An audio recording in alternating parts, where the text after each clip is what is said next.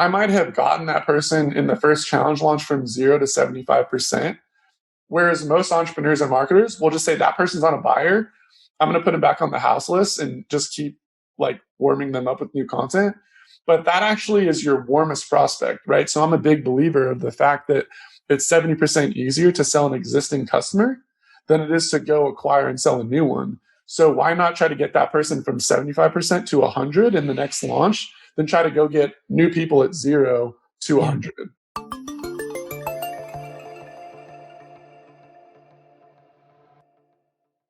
All right, cool. So tell us something personal about you. Give us some secrets about Jeff Brewer. By the way, our last names connect. I knew. I was thinking about that. I was like, the brewer is going to create the beer, right? And funny story about that is one of the first companies I ever invested in was this craft brewery in Orange County called Town Park Brew. There's like a bit, there's been a big craft beer boom, right? Started in Portland, then went to San Diego. Then, Orange County is trying to, Anaheim is trying to become like, the next kind of craft beer capital. And there's Angel Stadium, Honda Center, and Disneyland, but there's no real kind of like big adult scene there. So they're trying to build out downtown. When we invested, there was like 20 craft breweries that were going into the Anaheim area that year. So it was kind of a cool opportunity to get involved. We did like all the marketing, branding awesome. of the company. It was fun. But yeah, I was always like, my last name's Brewer. I had to kind of get in the craft beer space that way. Right? But yeah, no, kind of just long story short, I went to the University of Arizona in Tucson for college, was a finance major, global business minor. I studied abroad in China. It was really awesome. So I started getting into like wanting to learn more about China and kind of doing business over there. So I studied abroad there. Then I worked there the following summer, and I worked for a private equity company there. And I liked it a lot. I was like, wow, I'm pretty unique here. Like the director of the private equity firm kind of took me around on a lot of the travel he did that summer. And I was like, wow, I'm the only like American still here. And this was in like 2011 or so. This is pretty interesting. That I'm still pretty unique here, and it's 2011, right? Like you think there would be more Americans and expats doing business here. So I was like, this is interesting. This could be a cool opportunity for me to come. And he offered me a job to come back and work for his firm there. So I was going to do that. And then I graduated in December, and he was like, hey, I'm moving to a new firm. Like, let me bring you over in June. It's an even bigger firm. It's going to be an even bigger opportunity for you. So in the interim, I took like an investment banking class, and at the time, my mother was the COO for the largest aircraft painting company in the world.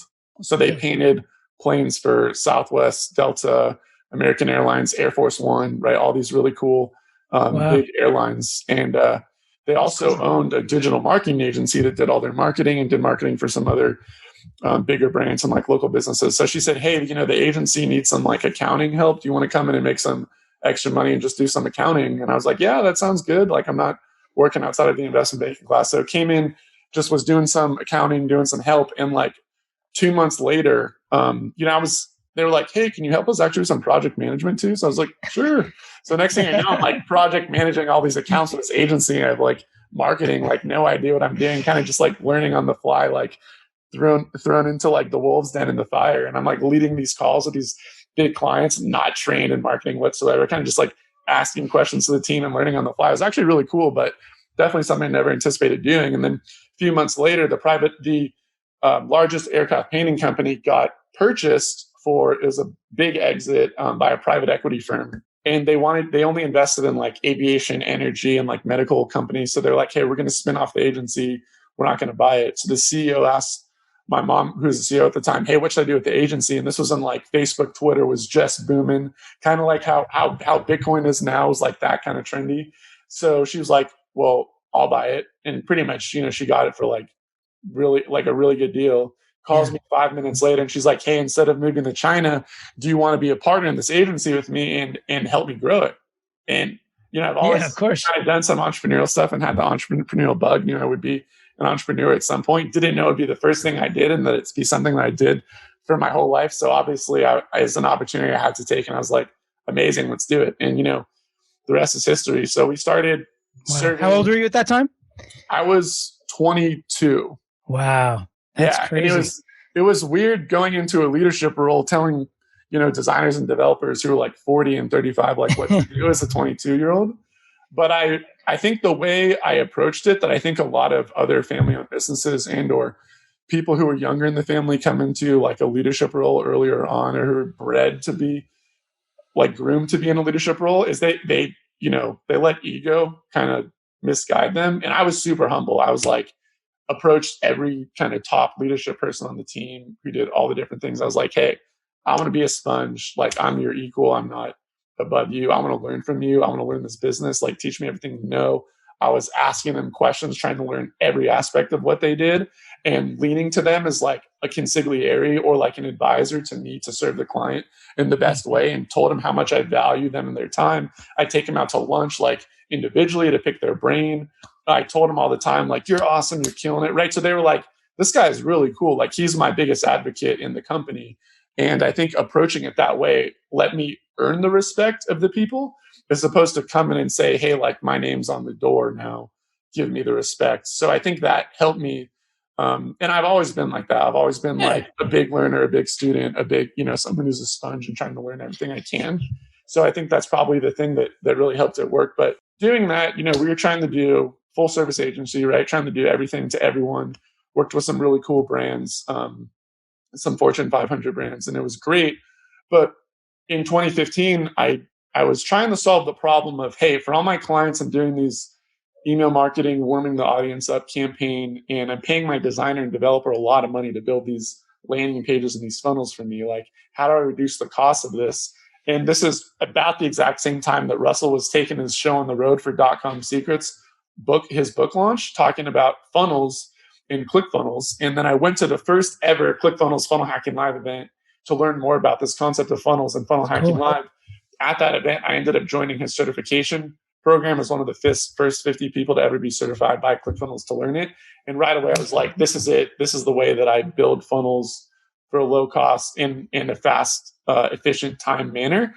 And I pretty much, I think a year later, I went to his next Funnel Hacking Live, which was in San Diego, and he made an offer for his Inner Circle Mastermind. I joined that. And upon joining it, I really realized, hey, there's some of the top marketers in the world in this group. Every single person has the same model. It's create content for free, create front-end funnels, have a course, and have some type of scalable group coaching program. It's not a done-for-you model, right? It's a scalable, build a brand, build a personal brand, and on the backbone of your content, attention, and marketing, convert 1% of your total audience to buying your membership course, and then ascending, 10%, 5 or 10% of that course buying audience to your group coaching offer. And you can generate a multi 7-figure, 8-figure business on the backbone of a small team, and just scaling your marketing efforts and your ad budget to acquire more attention using joint venture partners, et cetera. So I was like, hey, this is what I need to do. And every single person, they became the category king, or they were known as the best at one thing, right? So whether it was Russell Brunson in funnels, whether it was Ezra Firestone in e-commerce, right? Billie Jean in YouTube ads, Alex Hormozy in launching gyms, right? Every single person was like Dean Holland in free plus shipping funnels, right? It's just every single person was like trying to be known as that the best at one thing. And I was like, that's it.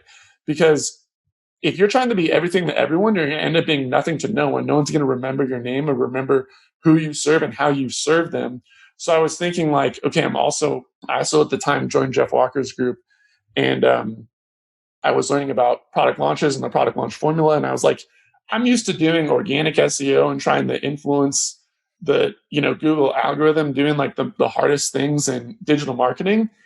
Then I see this like front end funnels and webinars from Russell, and like this product launch formula process from Jeff Walker, who's helping all these beginners make all this money. I'm like, this is so much easier to use this new opportunity, and you can help clients make revenue faster instead of like waiting 6 months, 3, 6, 9 months for your SEO campaign to scale your organic traffic, right? So I was like, this is the thing. So I started doing product launches for different entrepreneurs and customers. And the first person I met, it was an owner of this guy who was partnered with Doug Polk, and Doug Polk is one of the most famous professional poker players, and he was one of the first millennial poker players to start creating content on social media, teaching other people how to play poker. And just he had so many people messaging him like, hey, can you give me more content? Can you give me more advice of how do I create a career out of playing poker? So Doug was making tens of millions from playing poker, and he got kind of this inner circle of a few other pros. And he's like, guys, we can make tens of millions teaching everyone everywhere all over the world how to play poker. And they kind of created the first online poker brand teaching everyone everywhere how to make a career out of playing poker. And they had a membership at the time. And I approached one of the partners it was my girlfriend at the time's birthday, and her friend he was the husband of her. And I said, hey, tell me more about what you guys do. He's like, yeah, we have this membership. It's really cool. We have this community, this audience. It's great on social, but it's only doing X in revenue. And I'm like, well, did you know that if you did a product launch in this system, in this way, you can get a percentage of your audience to purchase $1,000 course from you tomorrow? Would that be interesting to you? He's like, absolutely. How do we learn more and how do we do this? So less than 3 months later, they brought me on. And I said, hey, if I can help these guys do a launch, this can be the success story that kind of launches me in this product launch expert path. So let me serve these guys in the deepest way. And I walked them through step-by-step how to do a launch. And we launched $1,000 course to their internal audience with a very small Facebook ad spend. And they had $305,000 in revenue come in less than 5 days from that first launch. Wow. And it was the most money. Was it a webinar? Where'd you send them to? Yeah, so it was that same, is the main core product launch system that I do is, I combine Jeff Walker's product launch formula and Russell Brunson, my iteration of kind of both of Russell's perfect webinars to replace that fourth sales video. And that's what we did. That's the product launch system that we put people through. And in that, they sold 305 courses and generated 300. What is just explain to everybody what the Jeff Walker so launch product is. Pretty much essentially the big, Jeff Walker created this way to launch called the product launch formula, which essentially is a 4-part video series. And in a world where things are changing every single day and, new platforms are coming out, he's been using this product launch system since 2005. And there's been over 1 million people to go through his free launch workshop. His clients and students and community have generated over $1 billion in sales collectively using this model. But essentially, it's a 4-part video series that you take people through in the time frame of 12 days. The first video is the new opportunity video. We're explaining this is the new opportunity, this is my origin story, and this is why this new opportunity and this new vehicle can help you, right? Then you leave them on a cliffhanger, tell them what's next, and a few days later you invite them to attend the second video in the free launch workshop or the online workshop series. And that second video is about the transformation. It's about how you took the new vehicle and you used it to create your own transformation. And then who are the other clients, customers that you've helped also take your system, your framework to develop a transformation from them to really prove that new vehicle to be true, right? Give that social proof. And then you say, hey, if you're interested in how to get started with this, how to get these success stories, you have to attend the next video, because in the next video 3, that's the blueprint video. It's where I walk through the high level outline and explain to you, I make this become real, right? I explain to you the framework, the step-by-step system, how this all works. So this is the longest video with the most education in it, right? So you pretty much, if you have a course, if you have a framework, if you have some type of system, you're going to walk them through the high-level outline of it. You're not going to tell them how to do it. You're just going to show them what it is so that they see it, that it becomes real.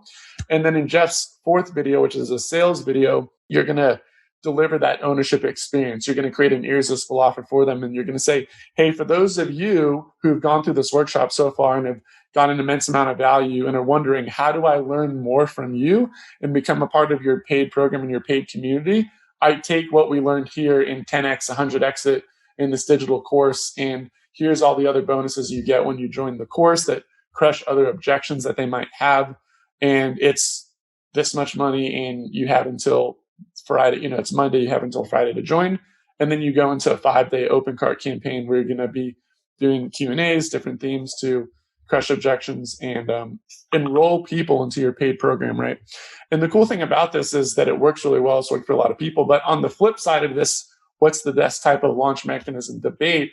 A lot of people in Russell's, in our community with Russell, they use his perfect webinar framework, which is, hey, let's run ads to a lead magnet. And then when people are on a list, let's invite them to a webinar where we do a 90-minute webinar and then try to enroll people on that one webinar, right? And then maybe we're doing some front-end funnels along the way that either builds the list or has some front-end paid funnels where we're building the list for free by taking the revenue we have on the front end and reinvesting it into our ad spend, or we're getting paid to then sell people into our core offer, right? So most people are in both communities I'm in, because I'm the only person in the world who's in both Russell's and Jeff's community. I found everyone in Jeff's is doing Jeff's model, and everyone in Russell's, for the most part, is doing Russell's. But what I found is they're making that decision based on how they prefer and like to deliver content, or who in their inner circle respective communities has influenced them to do that, right? What is the expert they follow most do? But what I found is that if you pick one over the other, you're automatically putting an artificial cap and ceiling on the amount of customers you can bring in and revenue you can make, because it's not about what you like, it's about how your avatar and your customers consume content. For example, people who prefer the longer format, higher, cinematography, more movie-like effect of the longer format videos in the product launch formula, those are the people who like binge watching Netflix videos, seasons. They like consuming longer format YouTube videos. But on the other end of Russell, it's more of the impulse buyer, right? I'm going to get on a webinar, I'm going to register, I'm going to jump on, and I'm going to decide either I want this, I'm going to buy it, and I'm going to go through it, or I'm going to have someone else on my team go through it and kind of pull out the golden nuggets framework and system from it, and then incorporate it into our business. So that type of buyer is more of like the impulse buyer, people that are scrolling through Facebook and Instagram quickly, they stop, they opt in, they put their email in for a lead magnet, right? So there's different types of people who consume content in different ways and buy products in different ways. So I've always thought, why would I segregate or choose one over the other when it's about how people consume content and make a buying purchase, either being a longer format product launch formula buyer, or a front-end funnel buyer, or a webinar buyer that's more of an impulse buyer. So what I did ever since the origin of me helping entrepreneurs do product launches is I combined the two strategies together. So instead of on Jeff's way of really just running ads to lead magnets and investing to build a list and then having the single point of monetization be when you do the big launch, I'll roll out lead magnet funnels with upsells, right? So you can self-liquidate the ad spend of that investment to drive people to your lead magnets, and or front-end funnels like free plus shipping funnels. The biggest launch type of front-end funnel I'm doing right now is the challenge launch. So I'm enrolling people into a $37 to $97 challenge where we have an average cart value of $75 to $100, and then you're having people pay you to then sell them your course, right? So you're monetizing on the front end. And then if they don't buy on that challenge, you're inviting them to this longer format online launch workshop where they see the 3 pre-launch content videos. And then on the 4th video, instead of it being a pre-recorded sales video, I'll invite people on the best graduation training of the 4, the live graduation training that enrolls them into the program. And because it's live, more people attend. And because it's live, there's more adrenaline, and you get a greater amount of attendees and a greater amount of purchases, doing things like offering fast action bonuses and things like that. And then I always believe that you're going to have more people enrolling using the open cart strategy of only having a 5-day, maybe 7-day max. I love 5-day. That's only what I always do. Open cart, where I pick a different theme of each day in open cart to give people who are still consuming the content a new bonus, a new unannounced bonus, a different reason, right? The first 2 days, you're going to have your emotional buyers, right? So the biggest brand evangelists, the people who are buying on emotion purchase, right? Then you're going to have on days 3 and 4, your logical buyers. So like, I understand this is good, but I need to sleep on it. I need to understand what's the ROI. When am I going to make my money back? How much money am I going to make from this? Is this worth my time? Maybe I think the money's a no-brainer, but is this worth my time to invest in this, right? So you have to then, we change the messaging from selling people emotionally to then selling people logically and explaining what the ROI is on this of their time and money, right? And then the final day, we then transition into the urgency and scarcity closes, right? So we talked to them about what will it mean to you if 6 months, 12 months from now, your life is still the same? How will you lose out on that? How's it negatively going to impact you if you lose out on that opportunity cost of taking action now? What is it going to mean for you if you have to keep moving forward on this journey alone, without a coach, without a mentor, and without a community of other like-minded individuals like you? So as you take them through this logical process that they move forward through, you're going to get different buyers with those emotional, logical, and then urgency and scarcity closes. And that's how we've really maximized revenue, combining those 2 launch strategies and then having different themes of open cart. And then there's a lot of different strategies you can do in between those bigger launches, but that's how I really have combined the 2 strategies and kind of made it my own iteration, and studying the product launches of the top marketers in the world who were implementing these individual strategies on their own. For the last 3 years plus, I've been taking, golden nuggets from this guy, golden nuggets from that woman, and then building it into this, what I think is a next level, proprietary product launch system. And that's how I help and serve my clients in the deepest way. the dream team of product launches, the best of everybody, right? Yeah. That's cool. What you were saying something about if they didn't take your offer after the challenge, you would take them into, what would that be afterwards? You said like the So videos. typically, Is that a free like 5-day challenge, or what is that? yeah, so typically that's one way. I think you're seeing a lot of experts with these big audiences do these free 5-day, 7-day challenges. It's a cool model that I think everyone should test. What I found, because I've done over 100 challenges up until this point with different clients that either manage or they're in my group coaching programs, et cetera, and help them do it live, then automate and evergreen it. I've just seen it scale as a percentage. It's easier for like beginners, intermediates, and experts to do a paid challenge. So a paid challenge and a longer duration. So I typically recommend people to do a paid challenge where the front end of that challenge is anywhere from $37 to $97 to join the challenge. And then you're putting them in a paid 14, 21, or 30-day challenge. I skew toward the 14, 21 because I think it's easier to keep people engaged for that long. But I really believe people who pay attention, right? We prioritize our time based on the things that we invest. So I think you get a lot more people that join a free challenge, but I think your content consumption and participation rates of those challenges go down. So that's what I mean. It's easier for like the people that have millions of people on their audience because of the numbers. But if you only have like 25, 50, 100 people getting in a free challenge, if you're losing that many people by day 5, you're not going to have a lot of people in. So that's why I think it's better to have, if you're getting in a smaller audience, it's better to have them paying because they pay attention. We're seeing less like attrition on a paid challenge. But yeah, that way you can get people to pay, then you can have upsells, right? So like our average cart value is always in that, I would say $70 range is pretty typical when you then upsell like a $47 upsell one, $97 upsell two, maybe an order bump, right? Then you're getting people to pay, invest to be part of the community where you can deliver them a micro transformation in that short amount of time. And they're then going to say, hey, this person delivered me more value for the lowest cost I've ever invested or paid someone. And I'm getting their actual time to coach me in a group setting, which no one else ever does in regards to your competitors, right? Most people that actually get group coaching, it has to be, 10K plus, even if it's for a longer duration of time. So you're getting more people paying attention because you're actually group coaching them every day as a part of the challenge. And it's making it more likely that they're going to get a result, right? So once you help them get that result, that transformation, then you're going to say, hey, we're doing this live graduation training, which essentially is your webinar at the end that invites everyone who joined the challenge, submitted a success story, was participating and active, getting their challenge badges for doing activities. And the big thing I do with each day of the challenge is I'll go live for, anywhere from 10 minutes, 30 minutes. Typically, it could be longer if you want. And I'll teach something, and then I'll say, hey, based on what I taught you, here's the action, here's the assignment for you to then go and do.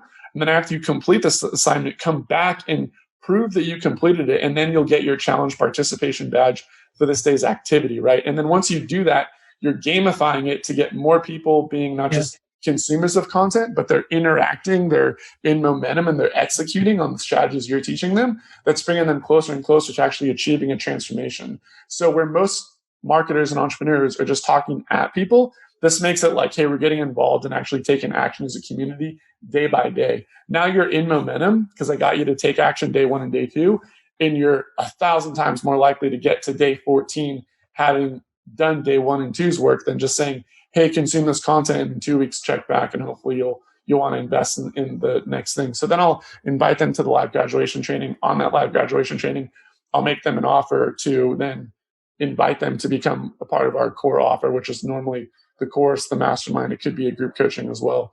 And then if they don't buy, right, then I'll then potentially downsell them into the next challenge that we're going to do the next month, the next 2 months. And I equate this to saying, hey, when you join a membership, they always give you a free personal training session. And just because you don't, after the free personal training session, want to invest in the personal trainer, doesn't mean you want to cancel your membership, right? So we actually get a lot of people who will downsell into buying another digital product or who will join the challenge the very next month because just the same reason that they joined, it's the best bang for the buck thing we offer. It's just like that in the next challenge. And maybe they didn't complete all the assignments, right? There's an abundance of reasons that they would join again. Maybe they don't have the budget to invest, whatever it is, you could still do that as a downsell. And then you have more, that challenger now becomes worth even more to you. And you could even do things like refer a friend programs where it's like, hey, if you refer 3 people that say you brought them, your challenge is free. right? So you kind of have that like viral growth hacking element to it, where you can have your challengers become your soldiers in your army that then go and win the battle for you and bring more of their friends, family, colleagues into your challenge, which is really, really cool. But yeah, what I do, where I think a lot of people don't, is I'll lead with the challenge launch because it's the easiest to do, the least financial investment in terms of asset creation for the launch, and the fastest to implement. And I think it has the most like viral element of getting the most people on that are going to pay attention. And then if they don't buy then, either the upsell to the core offer or the downsell to the next challenge, I'll then, put them in a sequence where I then will invite them to my free online workshop, which will be the bigger launch, which is the 3 pre-launch content videos with the webinar, with the 5-day open cart that sells them that same core offer, but with a unique pre-frame, right? So there's people who love just consuming content. There's people who love participating, paying to participate in challenges. But if you only do one pre-frame and that's it, you're always going to have only the people you're bringing in that are new to your audience that want that specific product. So the same way that I was talking about, how if you pick one launch mechanism of product launch formula over the webinar, the same exists in different pre-frames. So that's a big thing I'll do when I like merge and stack launches, is I'll just split test different pre-frames in front ends to get people into that same core presentation that sells them into the same core offer. And that way you're getting people on your list buying the same product because you just introduce a different pre-frame, as opposed to only getting new people on your list who want your same existing thing. That's why you see a lot of people who start, they'll make revenue, they'll kind of plateau because they'll say like they're just trying to do the same thing to the same people over and over again instead of split testing different pre-frames. And I found that allows people to merge stack launches and scale in a unique way that they haven't been able to. So you're just ultimately selling the same thing, but you're taking a different angle on it to the same group of people. Yeah, you're warming them up in a different way. And it's kind of like, I might have gotten that person in the first challenge launch from 0 to 75%. Whereas most entrepreneurs and marketers will just say that person's not a buyer. I'm going to put them back on the house list and just keep like warming them up with new content.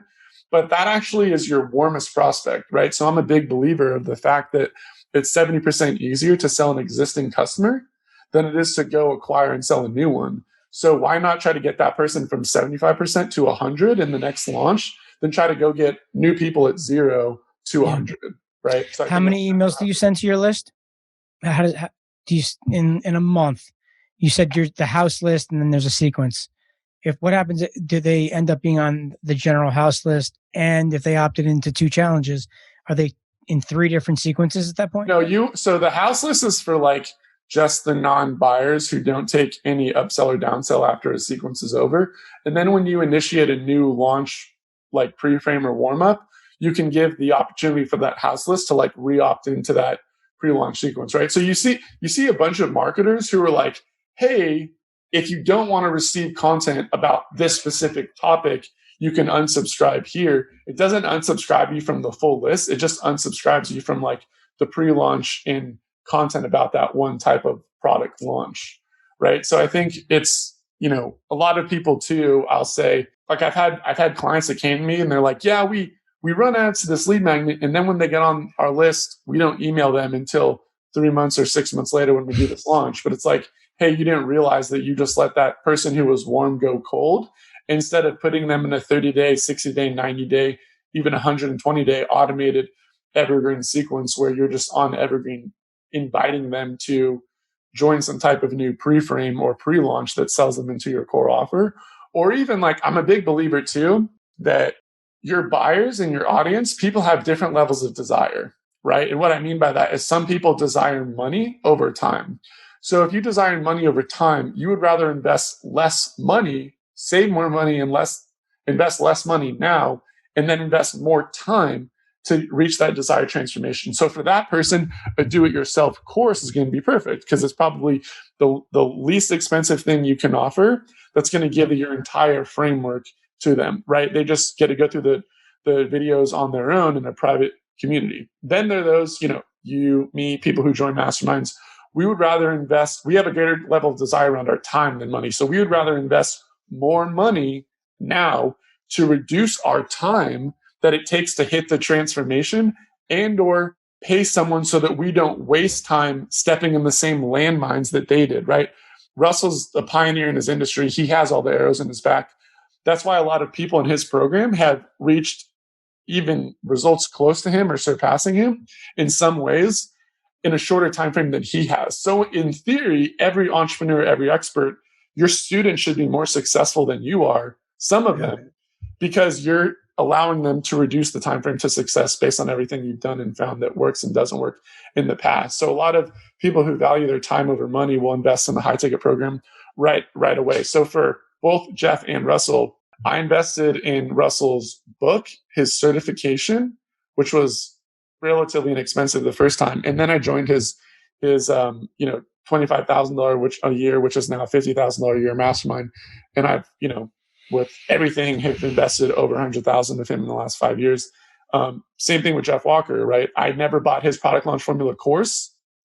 He was an affiliate for Jeff, and he was the number one affiliate for his .com secrets book.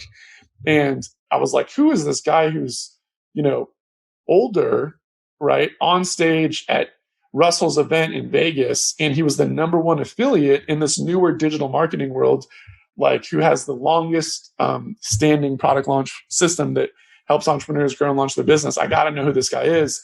Got on his list. A couple months later, he sold me a $97, $500, whatever it was, ticket to his live event. I went to his live event. I saw all these beginners talking about how they were making hundreds of thousands of dollars like real easily, real quickly. And I'm like, if these guys can do it, I can do it. And right away, I joined his $12,000 group coaching program, and I'm on the list to join his highest level mastermind, which no one ever leaves. But I've been in that for 5 years too, right?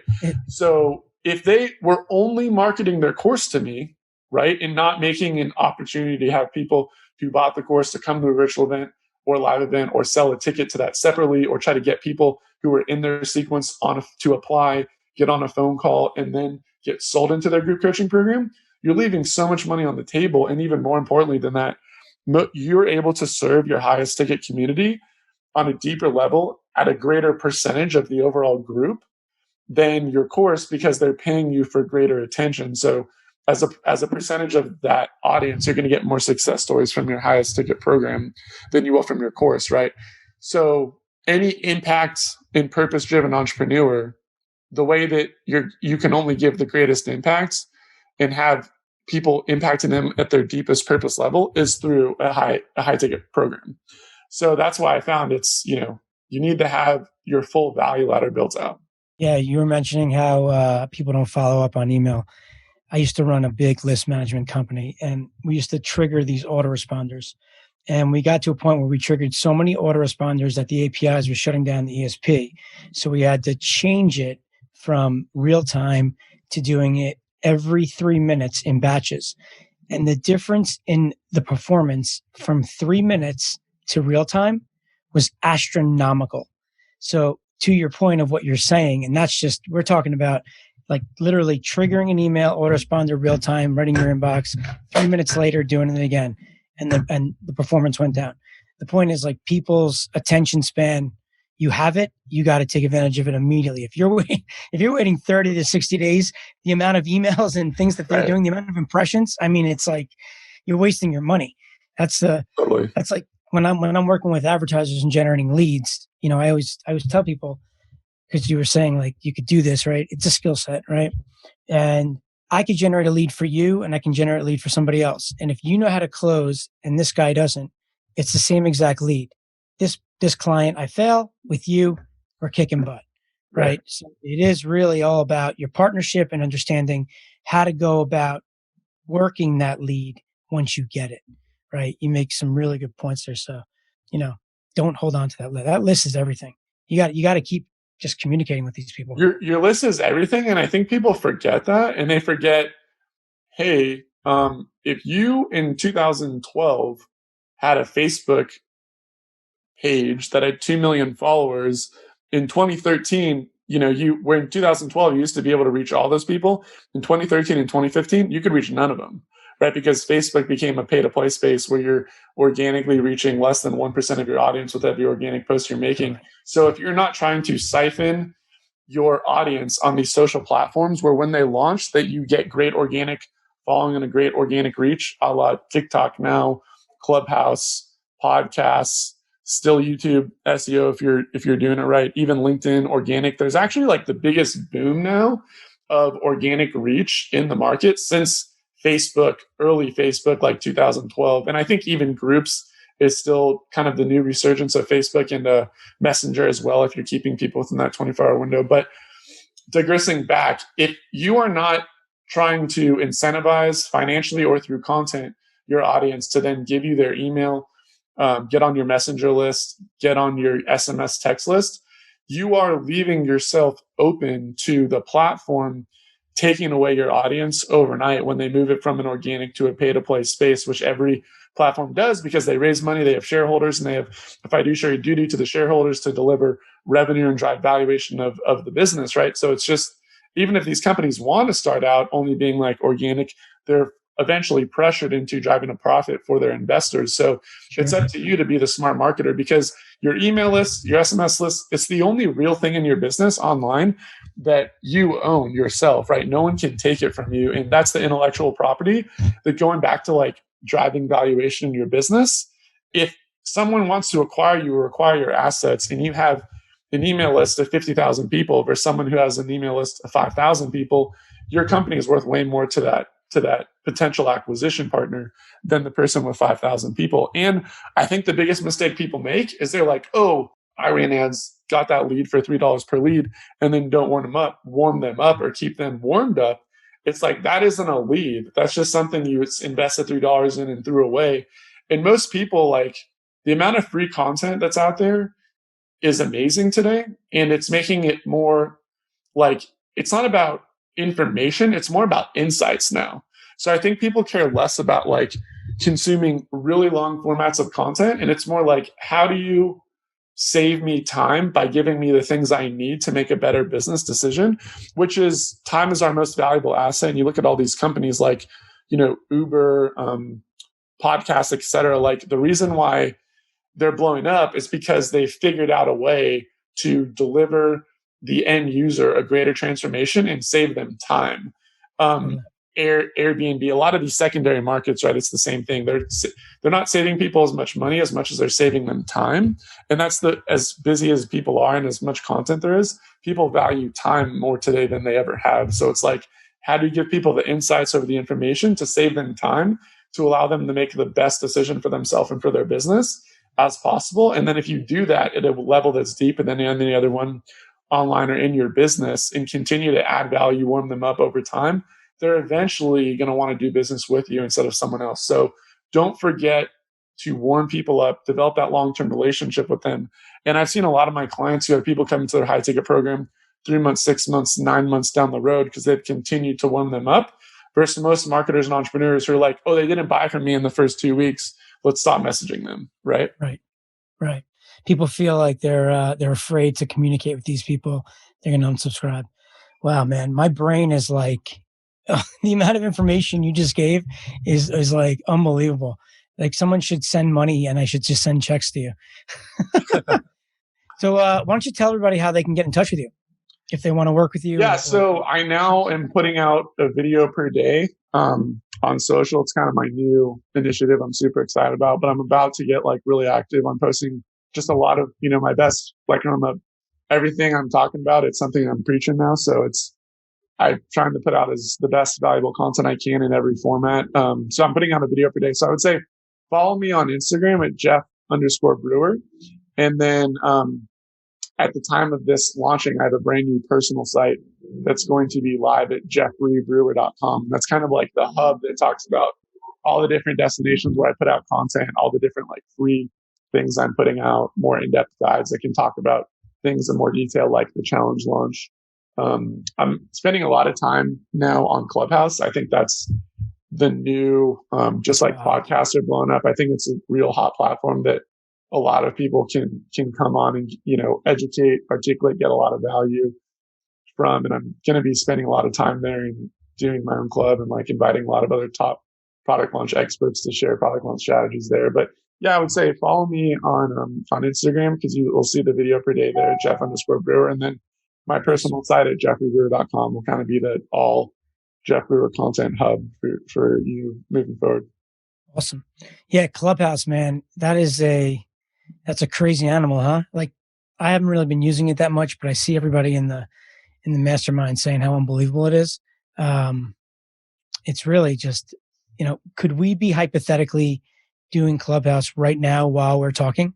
Yeah, I mean, that's one thing I'm going to start doing actually is I'm going to, be simultaneously like doing recording podcasts and streaming it on there.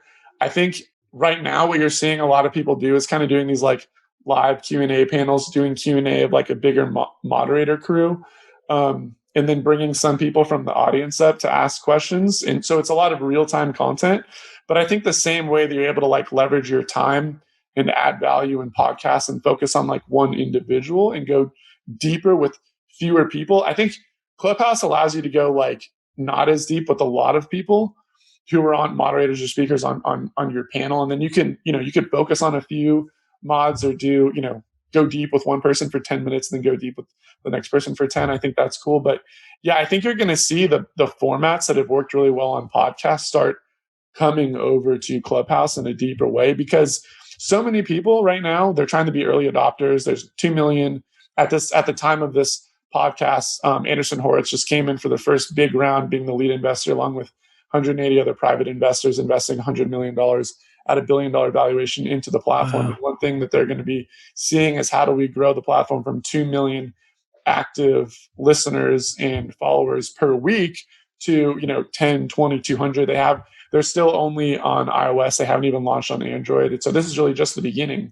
So if you're listening and you're not on Clubhouse, I would highly encourage you to be an early adopter there. And that's a big thing for me is I never was a first mover, shaker, early adopter on like YouTube, Facebook, Instagram, anything. So I know that I've seen this before and I'm definitely not going to lose out on the opportunity for it now.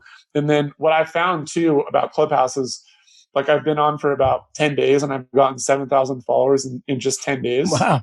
How'd you do that? That's crazy. Just really, it's about adding value to other moderators and speakers who are in the room. And I have a whole guide on kind of like, hey, here's the road I took to 10,000 followers. Once I get there, then I'm going to roll out for free. But it's really about adding value when you get your shot to the moderators and the speakers and then get them to continue to invite you up to be one of the experts on their panel for the rooms that they open consistently.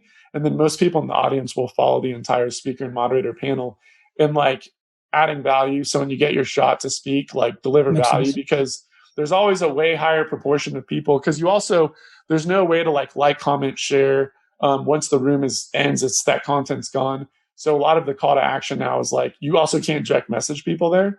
So, but you can connect your Instagram. So a lot of it is like, trying to get people to direct message you to either get something else for free or add value to them. So I've had, with the 7,000 people that I've had follow me on Clubhouse at the time of this interview, I've had 1,000 of those people follow me on Instagram and hundreds of them direct message me to either like ask a follow-up question, say how appreciative they were of the value they got, or, I, in some cases, offer them a free asset that I followed up with them when they direct message me. So it's about, again, like I was saying, add value on these new platforms where you have great organic reach as you can, and then try to siphon them onto other audiences where you own that, that audience and that attention there. How do you become a moderator if you don't have a network of people?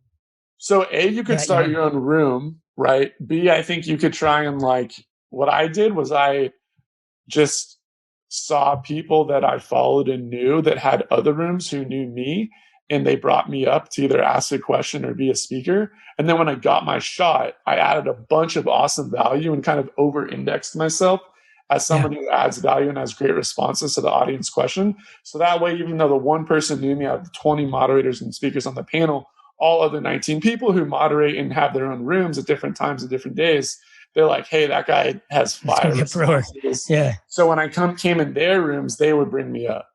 So it's kind of like, and you also can start your own rooms as a moderator. So if you just have people follow you when you're speaking in other people's rooms, but you then never start your own club or moderate your own rooms, there's no way for you to go like in more detail with your audience. So that's the biggest thing. It's like, try to add value when you can on bigger people's audiences or stages. If it starts with you just asking a question and kind of adding value as you're asking your question, do it. If you can DM someone on Instagram and try to lead with value for them, that then the next time you come in their room, they recognize you, right? And then they can bring you up. So lead with value is the short answer. But once you build your audience, start showing up more. And the more consistent you are with showing up, the more these moderators and speakers will recognize you and bring you up. So when you get your shot, shoot your shot and add value so people remember you, right?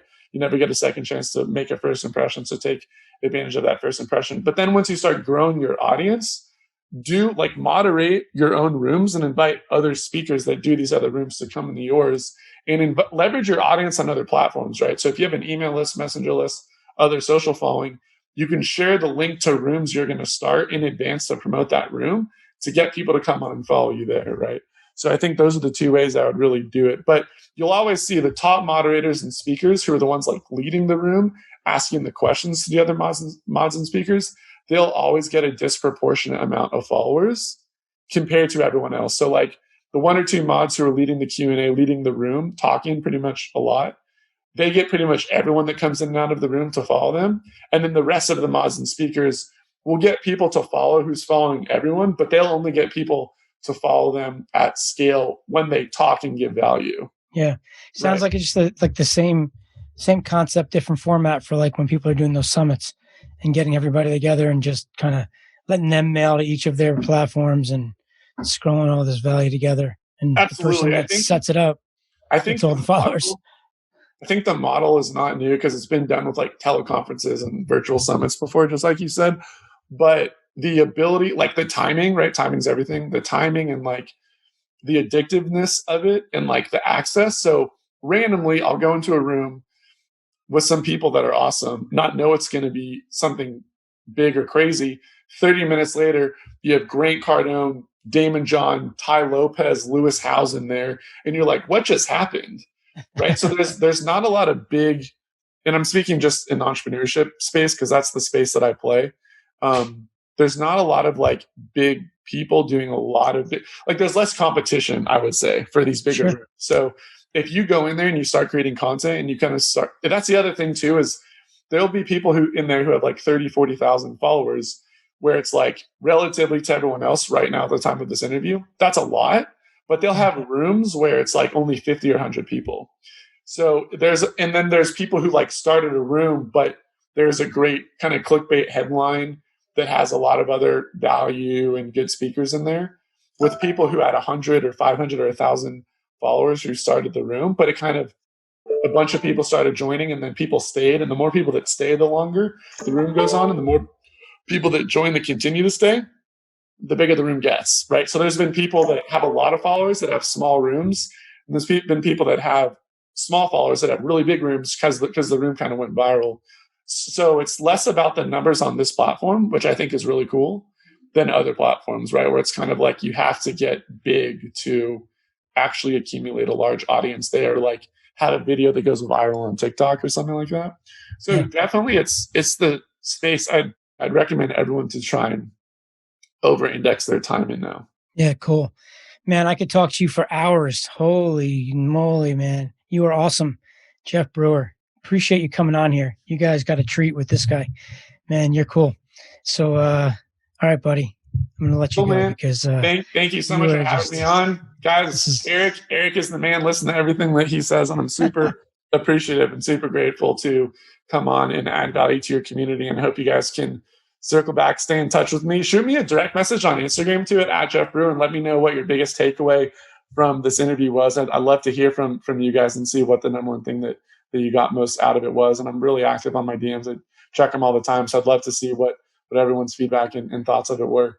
So Eric, thanks again for having me, man. And I really appreciate it. And we will talk. I got to tell you, the intro here has got to be bring a notebook and a few pencils and a sharpener because the amount of value bombs you just dropped here is unbelievable. This is amazing. Really, thanks again. Appreciate it. Awesome, man. Thank you so much for having me. And I hope everyone has an awesome day, week, month, and a great 2021. So thanks, everyone. See ya. Boom. Cool.